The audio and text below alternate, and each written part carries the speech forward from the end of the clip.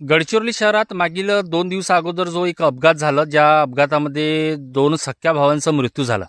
त्याचं मुख्य कारण असं होतं की ज्या पद्धतीनं शहराची रस्ते आणि इतक्या फुटक्या रस्त्यातनं माणूस जातो, तर त्या फुटक्या रस्त्यातनं गड्डे वाचवता वाचवता स्वतःचं जीव कधी जातो हेच कळत नाही.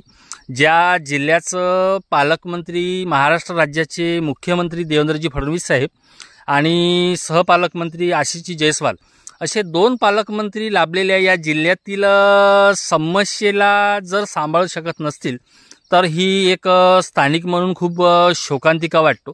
आणि महत्त्वाचा विषय असं की ज्या पद्धतीनं गडचिरोली जिल्ह्याचे रस्ते, आणि हा रस्ता बघा तुम्ही, आता हा रस्ता कमी आणि या रस्त्यातनं कशी गाडी चालवेल सर्वसामान्य माणूस किंवा एखादा जाणारा व्यक्ती कसं चालवेल.